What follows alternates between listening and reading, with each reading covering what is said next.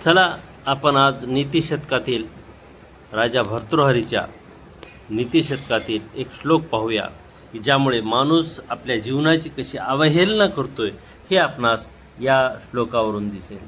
त्यामध्ये त्यांनी संस्कृतमध्ये सांगितलेले आपण मराठीमध्ये बघूया की ते सांगते की जो दुर्दैवी मनुष्य आहे, कम नशिबी मनुष्य आहे, ज्याला समज नाही आहे आणि समज नसलेला माणूस तो या मानवी जन्मात येऊन सुद्धा सत्कर्म करीत नाही, सत्कर्म आचरत नाही आणि त्यामुळं तो काय करतो, सत्कर्म करायचं सोडून तो रत्नाच्या पात्रात, चांदी सोन्याच्या पात्रामध्ये काय करतोय की ते तीळ घालून त्याची भाजी शिजवतोय तो.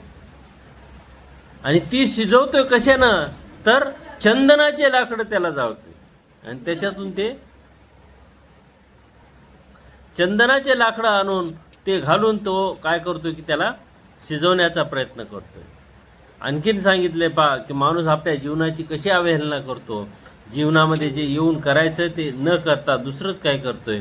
सोन्याचा फाळ, नांगर जो असतो नांगर, सर्वसाधारणपणे आपण लोखंडाचा नांगर, लाकडाचा नांगर त्यानं आपण काय करतो की शेती करत असतो. पण हा जो माणूस आहे त्या सोन्याचा फाळ नांगराला लावून त्यानं कापसाचं पीक घेतो किंवा रुईच्या मुळ्या काढण्याचं काम करतोय. आणि खरं जर विचार केला, जमीन नांगरतोय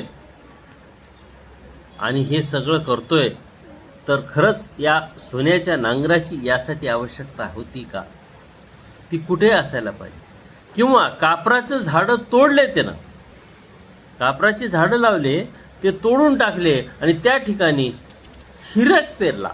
म्हणजे एक तृणधान्य आहे हिरक नावाचं, की ते तृणधान्य त्या म्हणजे एवढं कापराचं सुगंधी देणारं सगळं अतिशय आयुर्वेदिक असा पदार्थ असलेला, आणि तो काढला आणि त्या ठिकाणी तृणधान्य दिलं. तसंच म्हणावं असं वाटतं की जो माणूस आपल्या स्वतःच्या जीवनाचा अशा प्रकारे वापर करतो, भगवत कार्यासाठी मिळालेला देह आहे, जीवन उच्चतम बनवण्यासाठी आहे, की या जीवनामध्ये येऊन मी जीवनामध्ये काय केलं हे सांगता आलं पाहिजे प्रभूला.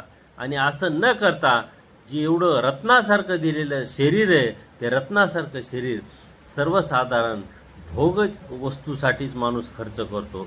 खऱ्या अर्थानं ते सत्कार्यासाठी खर्च करायला पाहिजे, पण ते न करता तो अशा रीतीने खर्च करतोय. किती सुंदर संदेश राजा भर्तृहरी यांनी दिला.